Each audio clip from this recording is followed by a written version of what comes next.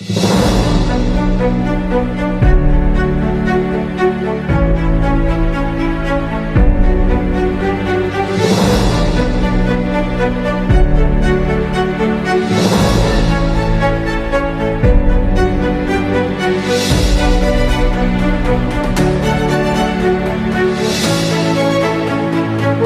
Ibu, kegiatan pada pagi hari ini akan segera dimulai.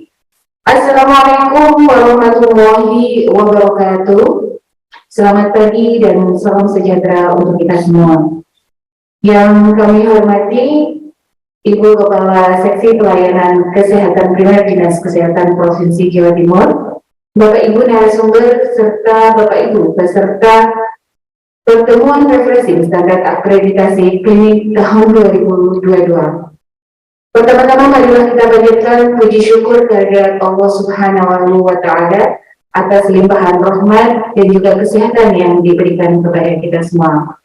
Kedua kalinya kami ucapkan terima kasih dan juga selamat datang kepada seluruh peserta pertemuan refreshing standar akreditasi klinik tahun 2022. Bapak Ibu, kegiatan pagi kali ini akan diawali dengan pembukaan, dilanjutkan dengan sambutan dari Kepala Bidang Pelayanan Kesehatan, kemudian penyampaian materi, dan sekaligus akan diadakan diskusi, dan untuk acara kali ini akan diakhiri dengan penutup.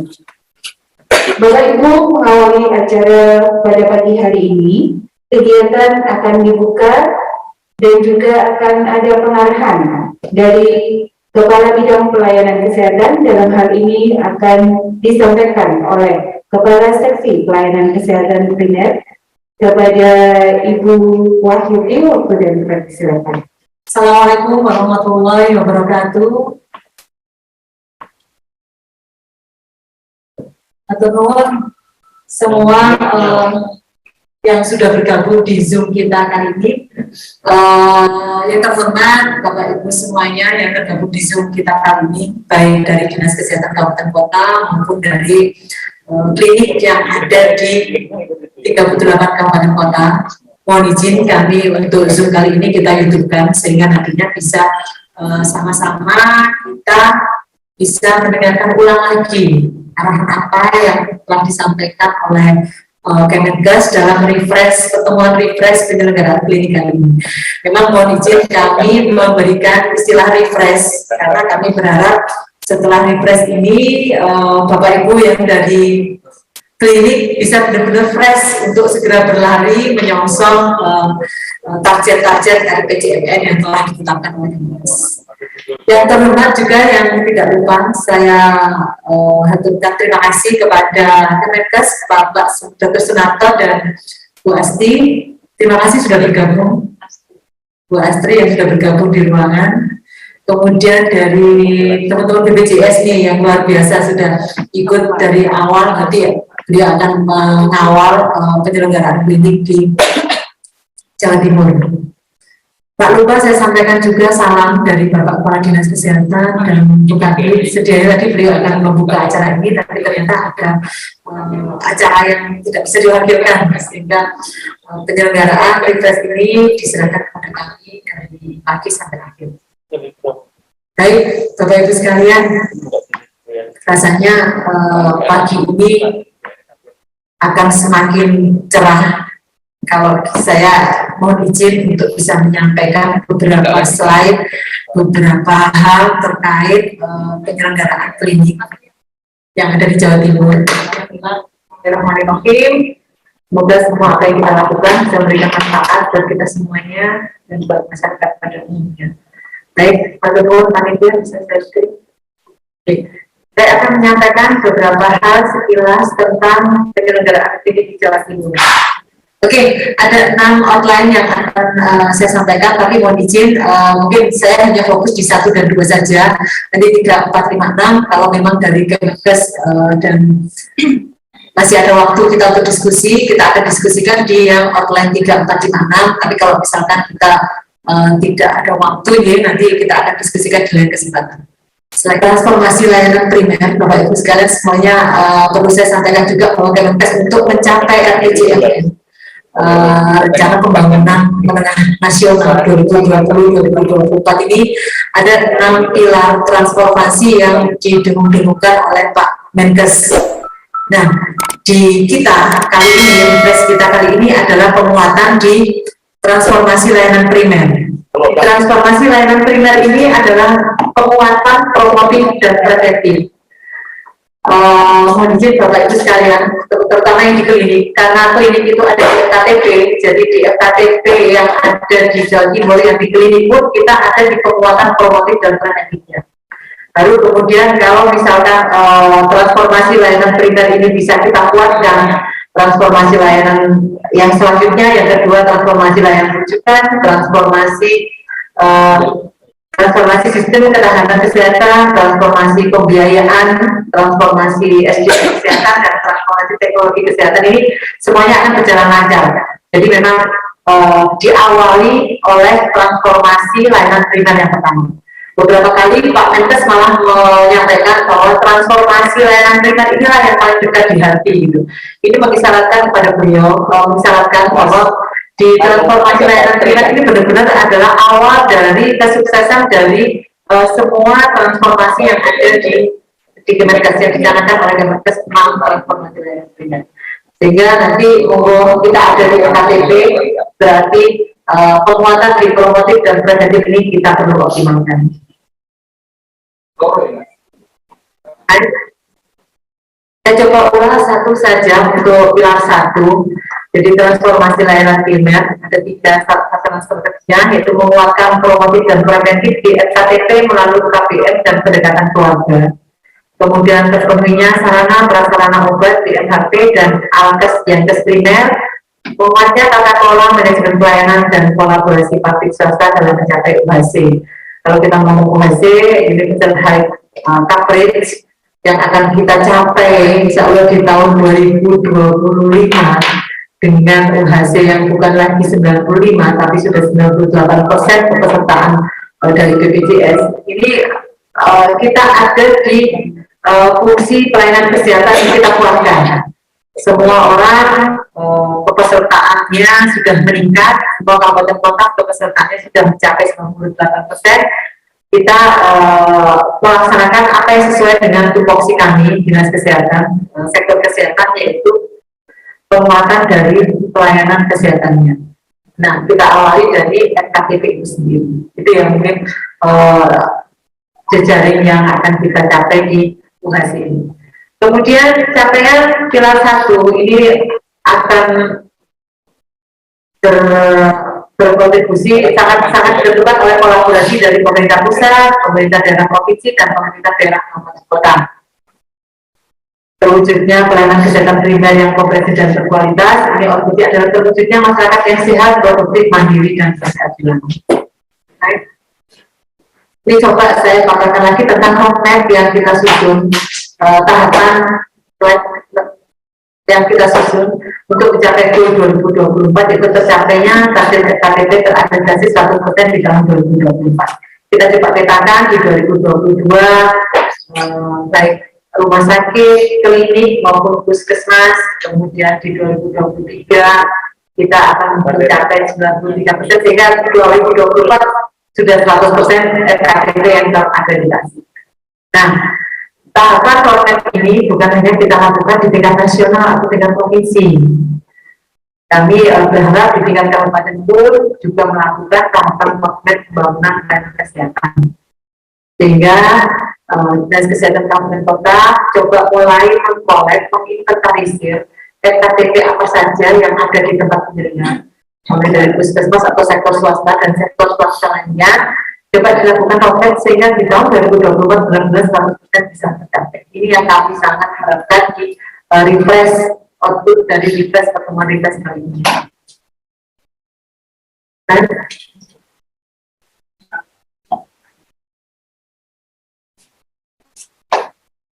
Baik, KTP merupakan penyelenggara pelayanan kesehatan dasar yang berperan sebagai gatekeeper ya, contoh. Di sini kami coba petakan FKTP itu mulai dari puskesmas, klinik pratama, sampai tempat praktek menjadi dokter yang merupakan tulang punggung kontak pertama dan penapis rujukan sesuai dengan standar pelayanan. Jadi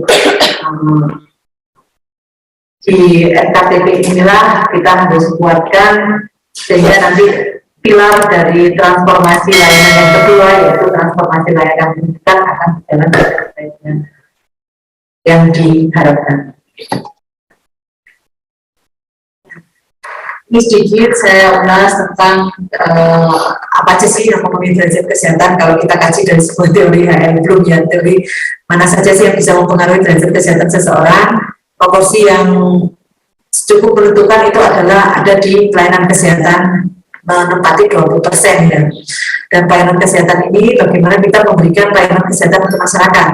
Saya coba fokuskan lagi, ini memang intervensinya banyak hal, mulai dari meningkatkan kemampuan dan kompetensi dari SDM kesehatan, kemudian melaksanakan rujukan, menata dan menjaga sarana dan prasarana, dan yang saya coba underline di sini adalah meningkatkan mutu pelayanan. Semua hal ini akan terintegrasi dan kolaborasi interprofesional dalam memberikan pelayanan kesehatan. Tugas gadingnya, turunannya dari RPJMN kita coba turunkan ke Dinas Kesehatan Provinsi, dan inilah rencana kita di sasaran kedua, meningkatkan kualitas pelayanan kesehatan. Slide saja. Ini gambaran dari Rensarani. Nah, ini kondisi dari Fasyankes yang ada di Jawa Timur. Kalau kita lihat petanya, sepertinya sudah tersebar ya semua FKTP maupun FKRTL yang ada di Jawa Timur. Titik-titik itu menandakan bahwa penyebaran FKRTL dan FKTP ini benar-benar merata di seluruh Jawa Timur. Bahkan kemarin di Provinsi Jawa Timur ini kita juga sudah melihat bahwa setiap kecamatan itu minimal ada puskesmas. Ini yang tidak dijumpai di provinsi yang lain ya. Kemudian di situ kita bisa lihat jumlah rumah sakit 405, jumlah puskesmas 971, jumlah jaringan puskesmasnya mulai dari pustu dan poskesdes kita tampilkan di slide itu, jejaring puskesmas yang kami ambilkan di sini, praktek dokter dan dokter gigi. Nah, kemarin di per 26 Juni kita coba inventarisir dan collecting memang secara manual, karena memang kita masih belum ada aplikasi sistem yang langsung bisa mendata berapa sih klinik yang ada di Jawa Timur, berapa statusnya, mungkin nanti kita akan bisa agendakan di beberapa tahun ke depannya. Nah, ini kita coba petakan secara manual. Ternyata dari per 26 Juni 2022 ada 1.827 klinik yang ada di Jawa Timur. Ini kita coba bagi statusnya, dari Pratama ada 1.500, dari Utama ada 260, jenis pelayanannya pun ada rawat inap dan ada non rawat inap. Yang non rawat inap menyempati yang banyak ya, 1.458 klinik. Kemudian untuk klinik yang dengan persalinan ada 437, tanpa persalinan ada 1.340. Yang bekerjasama dengan BPJS kita juga coba inventarisir ada 844 dan tidak bekerjasama masih 983. Kemudian yang registrasi ini sangat mencengangkan ya, ternyata dari 1.800 sekian klinik itu baru 1.336 yang sudah registrasi, yang belum masih 491. Dari yang registrasi 491 ini hanya 37 yang sudah terakreditasi. Ya, dari 1.800 registrasi 1.300 yang belum 491. Dan dari yang sudah registrasi ini ternyata yang akreditasi masih 37. Kita coba membuat roadmap juga untuk klinik. Dari tahun 2022 kita coba menanyakan ke kliniknya itu, ternyata yang siap maju untuk akreditasi masih 279 klinik. Monggo nanti mungkin setelah refresh ini banyak klinik yang akan berpacu untuk segera registrasi ataupun selanjutnya nanti untuk bisa segera akreditasi, atau bahkan harapan kami malah banyak klinik yang mulai mengusulkan, saya Bu siap untuk akreditasi gitu, saya Bu siap untuk akreditasi tahun ini. Itu harapan kami. Nanti kami mohon bantuan teman-teman Dinas Kesehatan Kabupaten Kota untuk mencoba menginventarisir klinik-klinik yang memang sudah siap untuk akreditasi tahun 2020. Coret-coret.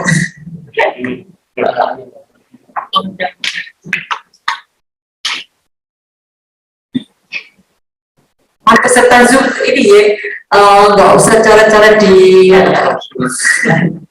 PPT ya.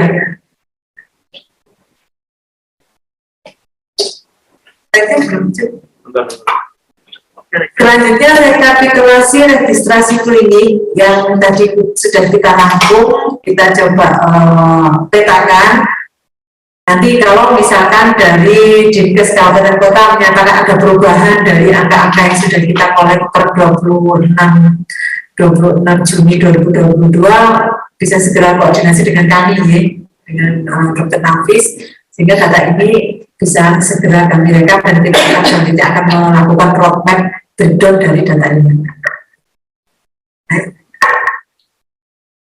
Ini data penyebaran dari FKTP dan jaringannya yang ada di Jawa Timur. Slide Mas Dio. Bisa dilihat ternyata di Jawa Timur semuanya sudah punya puskesmas, kemudian FKTP. Kemarin coba kita petakan juga statusnya ya. Puskesmas ini status yang madya berapa, yang purnama berapa, yang paripurna berapa, yang utama berapa, ini sebenarnya kita coba petakan juga. Baik. Ini gambaran sedikit FKRTL atau kondisi rumah sakit di Jawa Timur. Kalau kita lihat perkembangannya sangat pesat nih, sama dengan klinik. Klinik juga seperti itu. Jadi tahun kemarin masih 1.300 di Nafis nih. Sekarang sudah mencapai 1.800. Sama juga dengan rumah sakit yang sekarang sudah mencapai 405 rumah sakit yang ada. Dari 2021 masih 400, 2020 masih 392, sekarang sudah 405 rumah sakit. Tingkat akreditasi untuk rumah sakit ini sudah bagus, pencapaian paripurnanya sudah ada 138 rumah sakit, kemudian yang utama 46, madya, dasar, dan perdana.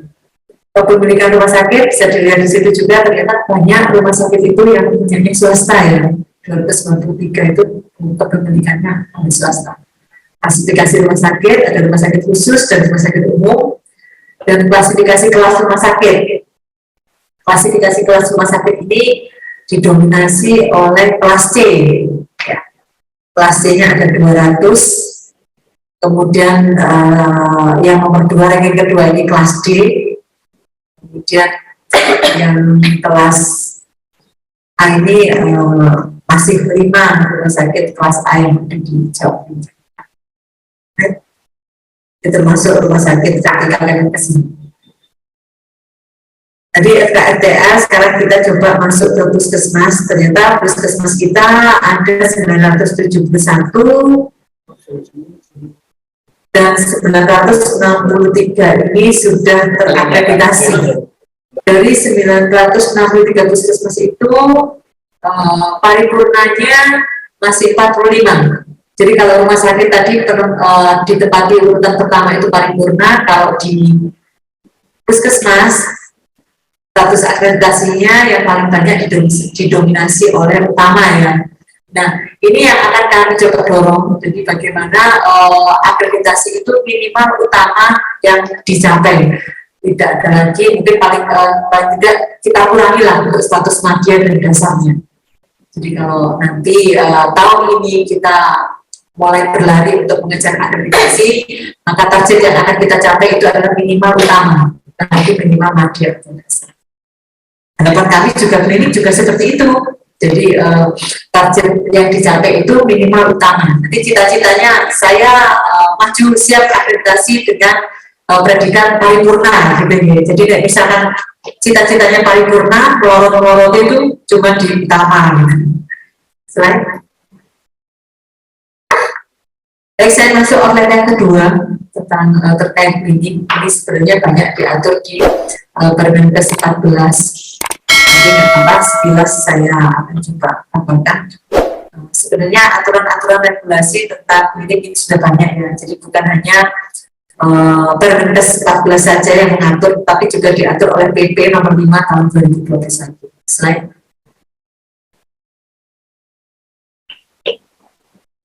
PP 2021 ini disampaikan bahwa penjelasan tentang standar ini menyangkut persyaratan teknis yang digabungkan, kemudian sertifikat standar diterbitkan oleh OSS, ini juga punya diatur di PMK 14. Slide saja masih. Jelas saja bahwa penyelenggaraan perizinan berusaha juga diatur di PP nomor 5. Nah, ini Permenkes nomor 14, ini kalau lihat halamannya ada 1.400-an, tapi nanti penyelenggara bisa lihat di yang ke-14 standar kegiatan usaha pelayanan kesehatan, nanti langsung masuk lagi ke standar usaha klinik. Diatur di Permenkes 14 tahun 2021.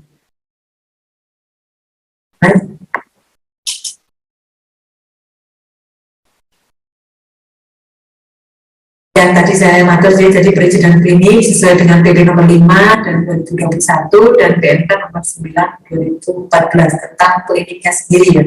Tapi untuk perizinan berusaha diatur di PMK 14 tahun 2021. Slide.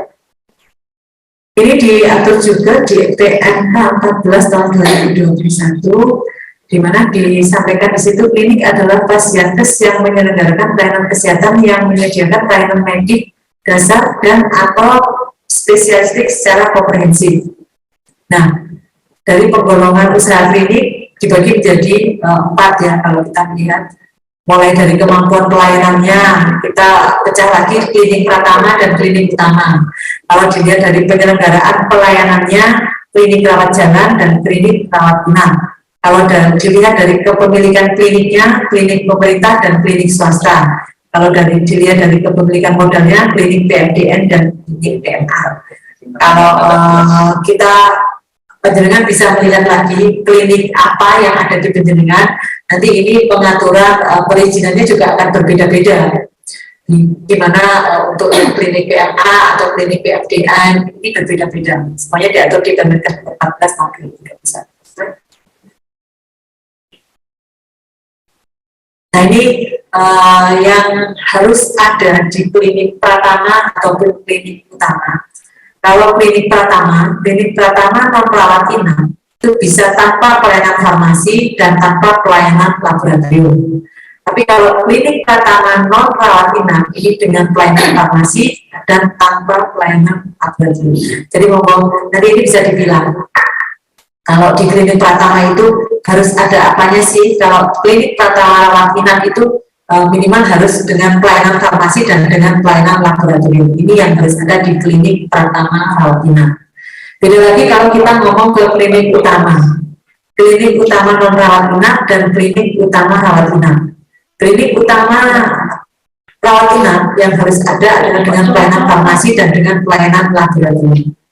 Jadi klinik utama dapat berdasarkan sistem organ dan atau cabang disiplin pada satu atau lebih bidang spesialistik. Baik.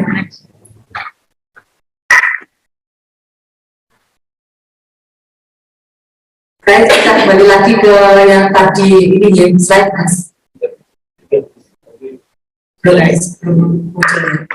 Kalau saya tadi matur kalau pilar 1 itu adalah FKTP, maka FKTP itu adalah penguatan di pelayanan promotif dan kuratif, promotif dan preventifnya. Di samping pelayanan kuratif dan rehabilitatifnya juga ada.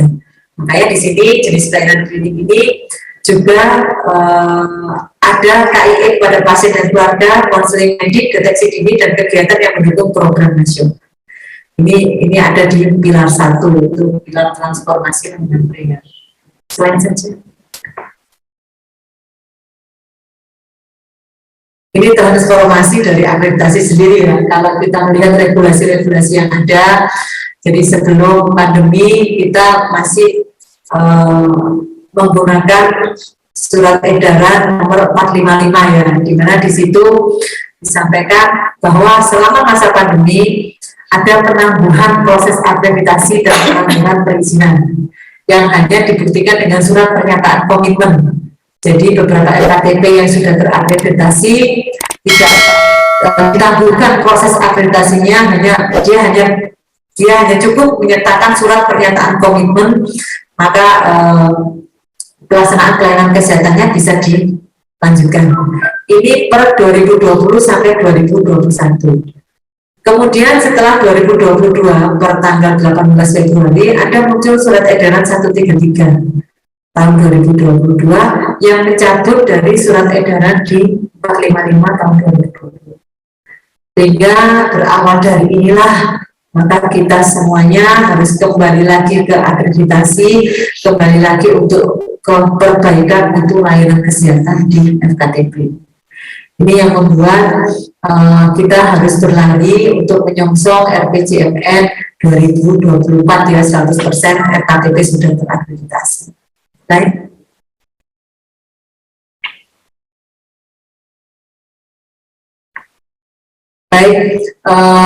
Beberapa outline yang 3, 4, 5, 6 tadi sebenarnya kami sampaikan di slide-slide setelah ini, tapi nggak apa-apa, nanti bisa disampaikan di grup kolom chat ya untuk materi ini. Beberapa kesimpulan dan harapan dari refresh kita kali ini adalah adanya kesimpulan pertama, klinik adalah fasilitas yang menyelenggarakan pelayanan kesehatan yang menyediakan pelayanan medik dasar dan atau spesialis secara komprehensif. Pengaturan perizinan klinik dan standar usaha mengacu pada PP nomor 5 2021 dan Permenkes 14 2021. Bagi klinik pemerintah dengan PLU atau PLUD, maka proses permohonan perizinannya melalui sistem OSS, sedangkan klinik yang bukan melalui mekanisme perizinan di kabupaten kota setempat ya. Jadi ini biasanya manual di BPRPTSP-nya di luar sistem OSS-nya. Registrasi klinik dilakukan dalam jangka waktu 3 bulan sejak dokumen perizinan klinik diperoleh. Harapannya pemilik klinik diharapkan memperbaiki kliniknya sesuai standar usaha yang ditetapkan, dan klinik yang telah mendapat izin diharapkan segera melakukan registrasi agar terdaftar di Kementerian Kesehatan. Kalau sudah teregistrasi bisa dilanjutkan untuk akreditasi. Itu yang harapan kami.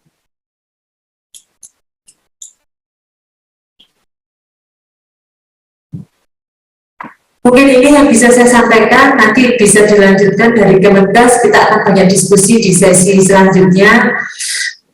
Mohon maaf kalau misalkan ada hal-hal yang masih belum jelas, nanti kita monggo Bapak Ibu klinik bisa mulai menginventarisir, mungkin ada beberapa diskusi, beberapa pertanyaan yang akan kita diskusikan di forum refresh ini. Monggo kami kembalikan kepada moderator. Wabillahi taufiq wal hidayah. Wassalamualaikum warahmatullahi wabarakatuh. Terima kasih Bu Wahyuti yang telah membuka dan sekaligus memberikan arahan pada pertemuan pagi kali ini.